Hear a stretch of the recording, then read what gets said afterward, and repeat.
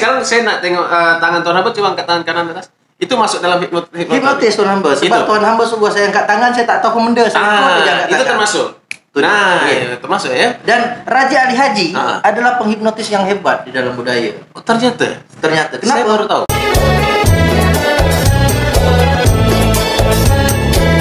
Oke, assalamualaikum warahmatullahi wabarakatuh. Kembali lagi kita di podcast Melayu by Hangkate. Tentunya hari ini masih seperti biasa dengan menggunakan bahasa Melayu Kepulauan Riau.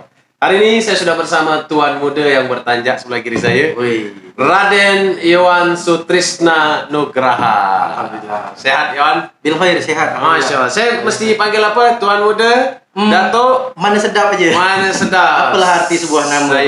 Saya dengan dia biasanya berbicara mungkin kalau kemarin dengan Bang Fahri, kita panggil Bang Fahri, dengan Adi Lengkepin, pemain biola handal kita. Oh, sudah di sini? Sudah. Dia lebih dulu karena terkait hal-hal memang susah kalau nak panggil Yohan ke sini ni, masih panggil Jin. Macam orang bunian jadi. Oke, dengan Yohan ni biasa saya panggil dia tuan hamba ya. Luar biasa. Karena kami sama-sama penggiat pantun nikah. Luar biasa. Yohan, nama Raden Yohan Sutrisna Nugraha. Lahir pada tahun 89, hari Selasa, tanggal 3 Januari jam 11:45 malam. Masya Allah. Itu tahun Masehi. Tahun Masehi. Tahun Islamnya? Saya lupa. Ini kebiasaan kita, ingat Masehinya tapi lupa tahun Hijriahnya ya. Hilaf. Raden Yohan Sutrisna Nugraha. Tuan hamba. Saya ini bukan mengundang lah, tetapi lebih mengajak sharing. Bertamu di podcast Melayu saya ini. Kita seperti biasa membahas tentang bagaimana nak menjaga adat budaya. Sesuai. Dan tentu orang yang datang ke sini orang yang menginspirasi. Amin. Yang baik-baik tentunya. Tidak. Karena banyak yang dapat diinspirasi daripada Raden Yohan Sutrisna Nugraha ini. Yang jahat saya tak buka. Karena dia mulai dari yang baik sampai paling jahat. Karena dia ini juga salah satu orang yang penggiat hipnoterapi ya. Betul. Waktu nikah dulu dihipnotis. Tidak. Itu berdasarkan hati. Gitu. Perasaan paling dalam. Itu hipno yang begitu alami. Hipno alami. Yang dihipnotis oleh alam. Lebih tepatnya hipno kodrati.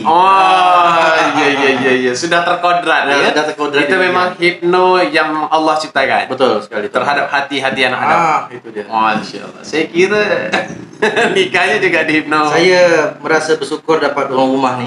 Orang rumah? Orang rumah ni. Cuma saya tak tahu apakah dia merasa sia dapat saya. Ini macam kode-kode. Tidak.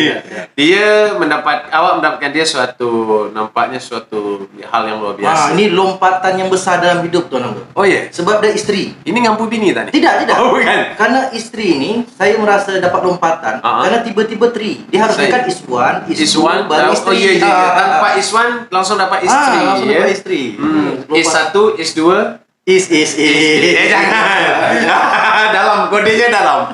Di tahun-tahun politik ni kalau sebut-sebut nama agak hati-hati sikit. Tapi tuan hamba, kita kan nak bicara masalah budaya, bukan masalah rumah tangga. Iya. Tetapi apalah arti budaya tanpa rumah tangga? Asik. Membudayakan rumah tangga. Betul. Membudayakan orang-orang yang jomblo macam Mawan.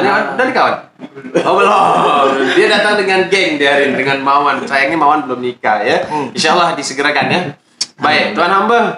Kita sama-sama tahu, saya paham betul. Tuan hamba ni, Yohan ni sudah punya banyak buku. Berapa buku sudah? Kurang lebih total ya. Total. Antologi maupun pribadi kurang lebih ada 32. 32 buku. Luar biasa. Karena dia memang rajin menulis. Dibandingkan saya, satu buku pun belum selesai. Sebab skripsi dia saya tak selesai. Tapi kalau sekarang masalah standar skripsi, kita punya standar yang sama namanya. Tak selesai-selesai. Itu dia tuan. Tapi kita tidaklah membahas topik itu. Iya. Podcast episode. Ini nampaknya titik lemahnya ya. Iya. Oke. Tuan hamba, buku-buku itu pasti terkait dengan yang pernah saya baca, itu terkait dengan adat budaya. Betul. Kenapa? Harusnya kan menulis hal-hal yang lebih baik. Maksudnya bukan lebih baik, lebih memberikan profit oriented. Karena bagi saya, kalau menulis tentang adat budaya, siapa nak baca? Di era sekarang orang lebih suka, apalagi sekarang orang mainnya tidak main buku lagi. Betul. Klik, segala macam, sudah dapat informasi. Kenapa harus menulis buku-buku adat budaya? Yang secara profit tak dapat apa-apa. Bisa dikatakan seperti itu. Saya yakin kalau tuan hamba mapping, kumpulkan 32 buku, pasti saya yakin sangat minim sekali yang dapat profit oriented dari situ. Betul. Nah, kenapa alasannya? Alasannya tuh sebetulnya terjadi pada beberapa tahun silam. Setelah ada salah seorang peneliti dari London, nama dia Nicholas Gilong. Nick Long. Nick Long. Kalau tidak salah, dokter sekarang. Dokter Nick Long. Dia bilang buku kawan kita juga, Tuan Hamba Rendra Setia Diharja. Nanti kita undang. Buku dia berjudul Gurinda Mutiara Hidup. Gurinda Mutiara Hidup. Nicholas Gilong itu bilang setelah Raja Ali Haji meninggal, melahirkan dengan karya Gurindam 12-nya. Ubahannya yang luar biasa ya. Sekian ratus tahun kemudian barulah ada buku lanjutan daripada Gurindam. Nama dia Gurindam Mutiara Hidup. Yang Rendra tulis. Itu antologi atau buku pribadi dia? Oke. Antologi ya? Buku pribadi. Bukan antologi ya. Buku pribadi Rendra. Nah, dari situ saya berpikir, artinya peneliti di luar sana dia merasa takjub dengan ada keberlangsungan daripada Raja Ali Haji. Itu satu momentum. Seorang sosok Raja Ali Haji yang terkenal juga dengan mata penanya ya. Itu dia. Yang kedua, satu momentum kalau saya tak silap 2013 kami ada mementaskan wayang cecak. Wayang cecak. Cecak di sini cicak ya. Iya, maknanya cicak. Tapi bukan cicak itu jadi wayang. Karena kita menggunakan bahasa Melayu ini supaya tidak karena nanti silap-silap cicak jadi kecak.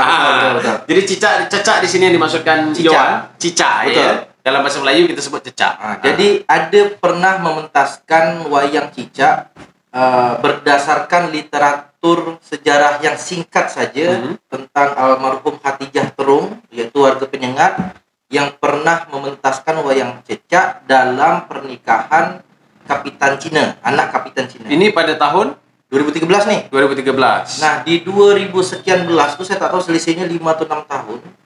Kurang lebih 2017 atau 2016. Salah seorang peneliti dari Jakarta Pusat, tiba-tiba masuk email ke saya, Pak Yohan, boleh tak bantu saya untuk menerjemahkan tentang wayang cicak bla bla bla bla bla bla. Sementara 2013 sudah dipentaskan. Sebab apa? Sebab rupanya setelah almarhum Khatijah Terung mementaskan wayang cicak itu di tahun 18 sekian itu. Tak ada lagi pementasan wayang cicak. Tunggu, sebelum kita lanjut tentang wayang cicak nih. Betul. Siapa Khatijah? Khatijah Terung ini secara detail saya kurang paham, tapi kalau tak silap salah saya membaca, Khatijah Terung ini adalah salah seorang istri daripada Kapitan Cina. Dan atau orang Penyengat. Pulau Penyengat. Dan ini tertulis di dalam sejarah. Ada literaturnya ada. Jadi saya berpikir artinya sejarah kita nih dilirik dan sangat memiliki kandungan arti yang begitu besar, yang begitu berarti bagi orang tua ya. Dan dari situlah saya mengazamkan diri, saya ingin mengabdi, mewakafkan diri, pengetahuan saya, kemampuan saya, kebetulan pula di bidang tulis menulis, saya wakafkan itu untuk negeri. Masalah profit, saya yakin profit Pak. Ada profit. Pasti profit. Profit oriented dengan duit atau? Jadi cakap profit ini kan kalau kita menerjemahkan hanya sebatas rupiah, atau dolar atau ringgit, pound sterling, mungkin tidaklah sampai. Tapi mungkin profit dalam dampak yang lain. Mungkin saya tak tahu setelah saya mati nanti anak saya diselamatkan orang karena mengenang anak. Oh, ini bapak engkau pernah nulis buku ini nih. Ya, mungkin terselamatkan. Jadi maksudnya profit di sini profit di luar duit ya, di luar finansial, di luar finansial. Artinya semacam sekarang pun kita sangat menghargai karya besar Raja Ali Haji. Betul. Dan keturunan-keturunannya pun begitu kita hargai. Itu yang dimaksud profit tadi ya. Nah, sementara yang saya maksud tadi profit untuk profit oriented di bidang finansial ada lah, cuman cukup lah beli garam. Tak cukup. Tak cukup. Kalau garam pun tak cukup nampaknya. Nah, sebut salah satu produk tak boleh pula. Pokoknya intinya kalau diukur dari skala rupiah, ampun lah. Ya, micin dapat lah micin. Tak dapat lah. Tak ada. Kalaupun kita anggap beli belacan, dapat setengah. Luar biasa. Iya, itu pun belacan kampung. Belacan kampung. Yang merek tak dapat Oke, tuan apa? Ini kita masih berbincang panjang lebar. Betul. Karena saya yakin ini akan saya bagi dalam 2 part ya. Karena sebegitu panjang kisah yang harus kita ceritakan. Ini belum mukadimah lagi. Belum. Ini baru ibaratkan kulit ari dia luar. Ari dia luar. Ya. Oke, sambil minum dulu. Siap. Karena ini panjang ceritanya. Ini dari kedai kopi Daidu. Kedai kopi Daidu. Ngampu abang Ipa. Tapi mengampu dalam kebaikan tidak apa-apa. Ya. Kalau ini memang dari mantan. Wah. Setiap orang tahu kalau ini mantan saya. Rafael. Mesti ke minum air kopi, harus minum air Kalau kopi. saya memang begitu. Saya punya kebiasaan kalau minum air manis, tidak hanya kopi, yang lain-lain juga saya minum. Karena saya bertamu, saya ikutlah sendiri. Karena itu penting bagi saya. Jadi, kita tak tahu. Standar tubuh kita ini masing-masing punya punya caranya sendiri. Oke? Baik. Yowan tadi berarti umur sekarang lebih kurang 31 tahun. 1 tahun. 31 tahun dengan status Sudah menikah. satu anak, Raden Roro V-nya Argida Puseka. Ini saya nak tanya, awak nih orang Melayu atau orang Jawa atau orang Yang jelas saya Raden nih. Kalau raja biasanya Melayu. Betul. Ini Raden. Ya. Sebetulnya saya orang Indonesia tuh nambah. Ini mesti saya jelaskan. Oke. Sebab begini, saya kalau kita Karena kalau nak tengok Thailand agak jauh sedikit. Fadikap kakak Kalau kita bercakap berdasarkan berkarya atau berprestasi berdasarkan negara keturunan, tak ada pemenda Tanjung Pinang nih. Oh, oke. Raja Ali Haji itu pun bukan daripada dagang Melayu, daripada dari Bugis. Betul, karena memang ada kisah Melayu Bugis. Kalau sempat kita berandai-andai, Raja Ali Haji berpikir, aku kan berdarah Bugis, kenapa aku harus membela adat budaya Melayu? Tak jadi Guri 612. Oh, begitu. Tapi gini, kita bicara tentang Raja Ali Haji, dia yang luar biasanya dia menggubah Guri 612 itu kan gubahan yang didapat dari intisari Al-Quran. Betul, syarat maknanya yang luar biasa. Nah, artinya beliau memang fokus kepada pengabdiannya kepada bangsa. Terlepas dia darah mana itu tadi termasuklah saya. Betul. Jadi kalau dipersoalkan Raden ya asal jangan darah tinggi. Darah tinggi. Darah tinggi itu. Oke. Kalau Raden memang dapat dari bapak. Dari bapak. Jawa Barat. Bapak Jawa Barat, mak Melayu. Oke. Mak memang asli Melayu. Mak Melayu Dabo. Oh, Melayu Dabo. Nampaknya di podcast saya banyak orang Dabo Alhamdulillah. Kemarin ada Adi Lengkepin. Saya baru tahu bahwa Adi Lengkepin itu ADI itu. Apa kata dia kemarin? Operator apa kemarin Adi? Apa dekat Dabo tuh? Adi, bukan ICG. Yang jelas Lengkepin saya tahu tuh. Lengkepin Lingga Kepulauan Riau Indonesia. Kepulauan Riau Indonesia. Adi itu ada singkatan. Saya lupa. Air Salak Dabo Singke. Tuh, awak baru tahu ya? Baru tahu. Berarti ketahuan dia belum nonton podcast saya dengan Adi. Karena di situ dikupas habis. Baru tahu bahwa Adi itu bukan dari Supriyadi. Adi itu Air Salak Dabo Singke Lingga Kepulauan Riau Indonesia. Tempat dia memang tuh dia. Jadi alamatnya dia maksudnya. Memang orang Dabo kalau untuk kualitas tidak diragukan. Sering saya bisa katakan di podcast, kita anak daerah ini tidak cukup banyak lah kualitas yang memang harus dihargai, harus diapresiasi, harus dijunjung tinggi kreativitas. Cuman satu tuh nambah, mungkin di kawan-kawan podcast pun harus memahami ini. Kalau kita cakap pengabdian untuk negeri, kita kesampingkan dulu pemerintah. Sebelum kita lanjut, kita cut di situ karena 2 podcast sebelum ini membahas itu. Nanti kena take down. Mesti. Karena kalau kita nak berbuat tapi kita mengharap pemerintah jadi buat-buat. Bukan, nanti podcast nih belum di view berapa orang, dia di take down dengan YouTube. Pemerintah bagus. Pemerintah ada supportnya, cuman tidak selamanya konsen ke situ. Itu yang harus dipahami. Saya tak beranilah cakap begitu, artinya tapi ada kan sedikit banyak support dengan dukungan tentu beda. Oh iya betul, tapi in English support itu adalah dukungan. Kita menerjemahkan dalam 2 hal berbeda. Oke. Menurut saya support adalah dukungan penuh. Support habis. Kalau dukungan versi saya ini apa tidak aja, jangan sampai kita merajuk. Sehingga hidup segan. Curhat seniman. Sehingga kehidupan budaya kita hidup segan mati tak mau. Itu yang terjadi tuan Namba. Terkait kepentingan politik. Bagi saya itu. Tapi sudahlah. Itu sudah menjadi lumrahnya dunia. Yang penting kita seruput dulu kedai kopi. Yang kedai ini kita seruput kopi dia. Luar biasa. Saya agak takut kalau bahas-bahas pemerintah. Karena ya bagaimanapun tetap ada sisi positif. Tidak ada nobody perfect in the world. Betul. Saya paham. Cuman tadi makanya saya bilang kalau kita nak berbuat mengabdi untuk negeri lewat budaya mengharapkan dari pemerintah, jangan. Artinya kalau nak buat aja lah. Artinya memang maju terus ya. Maju terus. Memang kayuh lah. Memang ini adalah panggilan daripada diri untuk negeri, untuk budaya. Udah buat aja. Masalah pemerintahan dia nak support ke, nak dukungan ke, nak apa ke, itu second choice lah. Artinya atau suatu hal yang ya kalau ini menjadi rezeki kalau kita ya. Oke lah. Dan Raden Johan Sutrisna Nugraha ini selain penggiat budaya juga penggiat motivasi. Oh, bukan hipnoterapi. Atau hipnoterapi itu ya? Saya jujur kurang paham dengan bahasa-bahasa hipno karena kalau dengar hipnotis orang pasti tidur ya. Tidur. Dengar hipnotis pasti penipuan. Dengar hipnotis pasti sesuatu yang sangat buruk. Betul. Apa sebenarnya? Hipnotis itu sebetulnya pada dasarnya tis di situ adalah orang. Sama seperti tis itu orang. Hipnotis itu adalah orang yang melakukan hipnosis. Hipnotis adalah orang yang melakukan hipnosis. Oke, saya berarti. Misalnya saya seorang orang saya yang tukang terapi. Hipnotis. Saya namanya hipnotis. Kalau saya terapi awak berarti awak melakukan hipnoterapi. Hipnoterapi kepada sama kayak gini lah. Namanya gitar. Pemain gitar disebut gitaris. Pemain piano disebut dengan pianis. Kalau hipnotis, kalau pemain biola disebut biolis.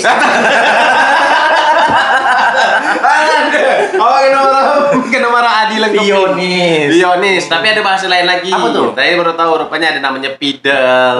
Tergantung yang dimainkan. Sama dengan hipnosis ini. Ada nama lain. Tapi taklah jadi biolis. Agak semua pakai lis. Oke. Jadi hipnosis cabangnya banyak, hipnoterapi cabangnya banyak. Ada hipnoinvestigasi, bagaimana melakukan interogasi. Ada hipnodental, cabut gigi tanpa obat bius. Oh, bisa? Bisa. Kalau saya cabut gigi gampang aja. Tepuk aja cabut. Jangan kecil-kecil dulu. Ikat benang. Ikat benang, tahu kat pintu. Iya. Tapi kalau lah model motor namun ini tak cukup benang tuh nama. Tali tambang. Sumpah habis. Ada juga namanya hipnoanestesia. Oh, ada juga. Ada itu apa tuh? Hipnoanestesia tuh melakukan pembedahan operasi tanpa melakukan bius. Oke, singkat cerita, sebenarnya hipno yang segala macam lah. Hipnoterapi ke hipnoselling, saya pernah tahu juga hipnoselling. Itu apa? Maksudnya berjalan berbanding lurus tidak dengan medis. Berbanding lurus. Berarti dia hal yang positif. Hal yang sangat positif. Tergantung orang yang menerapkannya. Menggunakan. Sama juga dengan medis. Artinya dia dokter nih. Dokter kalau masalah baik buruknya dokter adalah oknum itu sendiri. Dia nak suntik orang bius sembarang dia suntik kan. Betul. Sakit gigi suntik telinga. Oke. Tergantung sama lah dengan pisau nak dibuat apa Tapi yang jelas hipnosis bukan magic, bukan. Bukan. Nah, ini yang tadi nak saya clearkan, maksudnya sebagai penggiat, praktisinya kan paham. Kalau saya jujur tak paham. Saya tahu hipnotis itu ya begitu 1 2 3 tidur. Nah, gitu kan. Hipnosis itu adalah pada dasarnya ilmu komunikasi yang prima. Itu aja. Kalau ditanya apa tuh hipnotis? Hipnotis adalah ilmu komunikasi yang prima. Primanya apa? Prima ada mencangkup penglihatan, pendengaran, perasaan. Artinya ada rumus-rumus bagaimana kita bisa menciptakan sebuah komunikasi itu memiliki nilai sihir untuk mempengaruhi orang.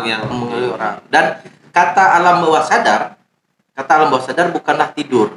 Karena ada alam sadar, alam bawah sadar, dan alam tidak sadar. Kalau alam bawah kubur? Alam bawah kubur itu marah buka atau nama. Sekarang saya nak tengok tangan Tuan Hamba, coba angkat tangan kanan atas. Itu masuk dalam hipnotis Tuan Hamba. Sebab Tuan Hamba suruh saya angkat tangan, saya tak tahu benda. Itu termasuk? Termasuk ya. Dan Raja Ali Haji adalah penghipnotis yang hebat di dalam budaya. Ternyata. Kenapa? Saya baru tahu. Saya buat judul nih Raja Ali Haji, penghipnotis terhebat. Saya buat Silakan. Kita tunggu judulnya. Sebab dia mampu menuangkan kekuatan sihir mempengaruhinya lewat lari-lari, terlepas dari buku-buku beliau yang lain-lain. Lewat lari-lari sajak gurindam yang tertuang dalam Gurindam 12. Meskipun kandungan itu dia sadur daripada Al-Quran, daripada hadis, daripada kitab-kitab yang bernilai positif dalam tuntunan hidup. Tapi Raja Ali Haji memiliki kemampuan itu, bahkan di saat dia sudah almarhum sekalipun, nilai kekuatan Tetap sihir masih itu tetap mempengaruhi ya. pejabat, nak pidato dia kutip gurindam. Bahkan Itu bagian dari hipnoterapi. bukan hipnoterapinya, tapi kekuatan hipnosisnya masih ada. Kekuatan hipnosisnya. Ilmunya disebut hipnosis. Ilmunya disebut hipnosis. Orang yang melakukannya adalah hipnotis. Hipnoterapi adalah cabang-cabang daripada hipnosis. Oke, saya buat judul nih. Raja Ali Haji penghipnotis terhebat. Itu dia Tuan Ambo. Bisa kita pertanggungjawabkan nih? Kita tanggungjawabkan dunia akhirat. Siap. Artinya memang hipnosis ini bukan dia. Nah, saya ingin begini, saya ingin orang clear terhadap hipnosis ini supaya tidak ketika ini kan apalagi belakang-belakang ini hati-hati jika bertemu dua orang. Oh ya, kan sering kan? Nah itu dia. Saya pun berharap nih yang nonton pihak kepolisian janganlah menggunakan kata hipnotis untuk pelaku kejahatan bersifat penipuan. Penipuan. Dan kita kembali ke adat budaya. Menarik. Tuan hamba, menurut Tuan hamba sekarang nih adat budaya kita nih macam mana? Hidup segan mati tak mau. Hidup segan tapi Mati tak tak mau. mau. Itu menyinggung perasaan daripada budayawan yang ada. Saya tidak mengatakan kepada budayawannya. Kalimat hidup segan mati tak mau itu adalah respect daripada masyarakatnya. Oke. Baik itu, mohon maaf sekali lagi, baik itu pemerintah maupun masyarakat luas. Oke. Legoh legah para budayawan, pelaku budaya macam kita-kita dan ayahanda-ayahanda kita, bunda-bunda kita. Tetapi kalau respectnya tidak ada, percuma. Oke. Salah satu contoh, budaya pantun saja. budaya pantun kenapa? Kita akuilah Tuan Hamba, sampai detik ini masih ada pejabat yang WA Tuan Hamba minta tolong buatkan pantun. Oh iya, betul. Padahal dia adalah pejabat di negeri pantun. Betul, lahir di negeri pantun. Besar di negeri pantun, betul. Jadi pejabat di negeri pantun. Tapi pantun pakai punya orang. Sudah pakai punya orang, tidak pula disebutkan siapa orangnya. Iyalah, paling tidak minta lah nanya nomor rekening berapa lah paling tidak. Ini curhatan hati pemantun. Betul, tetapi itu adalah bentuk kecil. Iya, sebuah apresiasi. Bentuk kecil bahwa budaya kita belum mengakar secara maksimal. Oke, padahal tidak harus pandai dan mahir ya. Betul. Tinggal pelajari. Tak susah bikin pantun. Asal ndak saja. Kita bisa tahu nih ciri-ciri nih. Ini pejabat yang pantun pesanan dengan pejabat yang memang betul dia buat pantun. Oh, iya. Sebelum saya akhiri perjumpaan kita, izinkan saya membacakan 3 bait pantun. Udah, jelas. Itu bukan pantun dia. Pasti dibikin. Pasti dibuat. Tapi kalau dicekap, izinkan saya berpantun.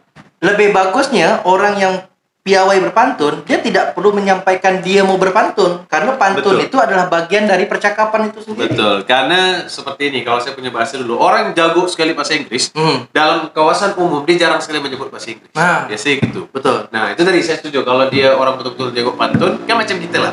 Kita nak berpantun dalam akad nikah, kita tak sebut, saya nak pantun. Saya nak pantun. Izinkan saya berpantun setepak sirih ini ya. Oke, iya. Jadi, pesan kami sebagai pemantun, saya pemantun, beliau juga pemantun. Kalau kita menggunakan pantun orang, setelah izin lah pastinya, yang paling penting menyebutkan siapa pemantun. Paling tidak seperti itu. Ini salah satu bentuk apresiasi. Betul. Itu sangat berarti. Ya? Jangan malu hati. Artinya dia tak perlu malu kalau memang itu pantun yang dibuat, dibuatkan. Karena kalaupun memang dia tidak bisa. Justru di situ saya rasa menimbulkan simpati yang tinggi. Kalaupun tak bisa berpantun dan tak mau menyebutkan siapa pembuat pantunnya, tak usah berpantun. Iya, itu lebih bermartabat lagi. Itu baru pantun Tuan Hamba. Belum seni rupa, belum lagi seni tari, belum lagi budaya-budaya yang lain, belum lagi budaya tanjak, belum lagi budaya baju kurung. Kita masih tengok sekarang ni pejabat pakai tanjak tersengit-sengit, melintang-lintang. Ini yang sebenarnya saya susah. Kalau beliau pewarta. Jadi kalau pewarta ini dia punya keberanian lebih tinggi. Tapi saya juga tidak punya kepentingan ya. Tidak punya kepentingan. Dalam podcast Melayu ini saya hanya ingin mengangkat batang terendam. Kalau kata Adi lengkapin bukan terendam. Justru dengan terbenam. Dengan lepas celupas kita bercakap ini kita berharap ada reaksi yang positif lah. Paling tidak usah ada digit lah. Betul. Atau membenahi lah. Betul. Karena sehebat-hebatnya suatu negeri kalau tidak menjaga, tidak mendukung secara penuh, kalau setengah-setengah hati semua tak jadi. Kita diketahui orang Tuan Hamba. Melayu ni bukan Tanjung Pinang aja. Serumpun. Kalaulah budaya Melayu di Tanjung Pinang ini tidak diaplikatifkan dengan baik, datanglah negara kawan-kawan yang berserumpun dengan kita, diketahui orang. Betul. Ni saya misalkan dia pakai tanjak begini. Ini tanjak nih. Melintang bukan, tapi yang dipakai tanjak. Tanjak nih kan? Tanjak, Tapi saya pakai ini. Pejabat pula. Datanglah tetamu dari negeri serumpun. Yang lebih paham. Dia nak ketahui malu hati. Akhirnya apa? Kita digunjing di negara orang, tuan apa? Kata Melayu. Kata Melayu. Tapi pakai tak paham. Terus berpantun pun begitu juga, gunakanlah sajak-sajak yang masuk di akal. Betul. Ada patokan. Cakep. Itu Betawi, tuan apa? Jangan pakai. Saya pernah cakep. sampaikan hal ini. Saya cakap kalau pantun Melayu itu satu, dia etikanya tinggi. Attitude-nya tinggi. Yang kedua, tak ada pakai cakep-cakep. Dan tak perlu tepuk tangan. Betul. Dan saya kalau jadi dewan juri ada yang macam gitu modelnya. Selesai. Sama berarti. Karena this is not Melayu, bukan pantun Melayu. Iya. Tak apa lagi dinilai. Betul. Gitu kan? Jadi itu tadi balik lagi saya nak cakap masalah budaya tadi, artinya masalah pantun pun ada patokan yang bisa disebut pantun 4 sampai dengan 6 kata. Oke. Jangan pula jalan-jalan ke pasar, kita pergi ke terlalu panjang kalimat sampiran dan Iya, isi. kenapa panjang macam gitu? Sebab macamnya jalan-jalan ke Uban naik mobil roda 4. Dia kan menjelaskan itu pantun atau cerpen. Itu masalahnya. Jadi ada kaidah-kaidah, ada aturan-aturan main. Ya? Tetapi ya, ini ada solusinya. Ini solusi. Kalaupun ada apresiasi daripada petinggi-petinggi kita nih terhadap para budayawan, khususnya budayawan lisan, pantun dan lain-lain yang sering digunakan di dalam perhelatan-perhelatan acara seremonial mereka, buatlah sebuah hal yang terkumpul. Pak, Dek, Bang, kita buat satu grup ya, bantulah kita memajukan negeri. Kami ini ada acara nih, kita buatkan pantunnya. Ada acara nih, kita buatkan pantunnya. Panjang curhatan. Tapi itu salah satu bentuk kecil bagaimana mengapresiasi. Karena kalau yang kecil aja tidak diapresiasi, bagaimana yang besar? Karena bangsa yang besar itu bangsa yang menghargai sejarah. Betul. Di dalam sejarah ada adat budaya. Berbagai macam ada. Tak usah jauh-jauh. Gedung Gonggong, berapa banyak yang bilang itu kepala Ultraman, berapa banyak itu bilang siput bekicot. Iya. Itu adalah produk arsitektur milik kampung kita. Harusnya kita dengan bangga membanggakan, bukan walaupun mungkin mau kritik silakan, tapi kritik yang membangun. Ini memang masalah di dalam kebiasaan-kebiasaan kita, ya. Jadi ya begitulah. Jadi sebelum kita akhiri podcast Melayu ni, ini naik darah nih sebetulnya. Memang gayung bersambut tuan hamba mengundangi. dia curahkan nampaknya semua. Kalau kata orang Jawa, orang Jawa unak-unak. Kalau kata orang Melayu resah hati gitu. Sebab ada pepatah Jawa yang saya masih pakai sampai sekarang. Elingo siro manungso dunia iku nungsa etiro. Artinya enggal topatiro mumpung badan tesih mulio. Itu pantun tuh. Arti dia? Oh itu pantun. Pantun tuh kan. Elingo siro manungsio, ingatlah kau manusia. Dunia itu nungsa etilo. Dunia itu sementara aja. Enggal tobatiro, banyak-banyaklah bertobat. Mumpung badan tesih mulio. Mumpung dikasih kesehatan dan keselamatan. Jadi tak heran kalau pejabat nazaknya lama, matinya susah. Sebab dengan budaya jadi durhaka tuan hamba. Ini kalau panjang lagi kisah, selesai. Saya tak sebut nama. Tuan hamba. Ya, tuan kalau hamba. saya berbaju merah, saya duduk dekat tepi. Betul. Daripada naik darah, kita minum kopi. Ya tuan hamba, kalau merah katakan merah. Tuan hamba, kain yang kuning jadikan pelikat. Saya ini tak marah, cuma hanya sedikit curhat. Oh gitu. Saya paham lah. Ya. Karena kalau kain berwarna merah, nampak terbang melayang-layang. Kalau orang masih marah, itu pertanda masih sayang. Kalau kain melayang-layang, tuan hamba, sayang tersangkut di samping pelita. Bukan hanya tanda sayang, tapi juga terasa cinta. Itu dia. Kalau nak pasang-pasang lah pelita. Terkena air tentulah basah. Betul. Kalau sudah berkasih sayang dan juga cinta, tentu hidup lebih indah. Jadi tuan hamba, batang kayu sayangnya patah. Sudah tuan hamba, batang kayu sayangnya patah, dibelah-belah jadikan papan. Kalau memang negeri kita tidak jadi indah, berbaik-baiklah dengan para budayawan. Masya Allah. Karena bukan apa, kena terbang tinggi kenari di atas awan. Itu terbang minum, kena turun ke paya. Kenapa harus dihargai para budayawan? Karena yang melanjut dan meneruskan adat budaya. Sebab kalau kita tak kata orang bilang batu belah batu betangkuh. Kalau berjalan di waktu pagi, tuan hamba, ai surut pergi perkara. Saya. Kalau para budayawan tak dihargai, habis negeri kita diketahui. Tu dia. Kalau nak kerat-keratlah parang. Betul. Tapi kalau nak ambil-ambillah parang, tolong keratkan si batang padi. Saya. Kalau sudah diketahukan orang, negeri ni apa nak jadi? Apa nak jadi? Kalaupun memang batang padi tuan hamba, Saya. mari dijemur di atas atap. Kalau ditanya apa nak jadi, saya pun payah nak cakap. Masya Allah. Kalau nak jemur, kalau nak dapat si ikan kakap, ikan kakap dapat letak di peti. Betul. Kalau awak aja dah susah nak bercakap, maka saya apalah lagi. Tuan apa? Saya. Terima kasih tentunya telah datang di podcast Melayu ni. Lain masa kita berjumpa lagi. Siap. Berkisah tetap semangat menjaga adat budaya. Marah-marah tapi tetaplah sayang. Terima kasih. Marah sayang. Assalamualaikum warahmatullahi wabarakatuh. Waalaikumsalam warahmatullahi wabarakatuh.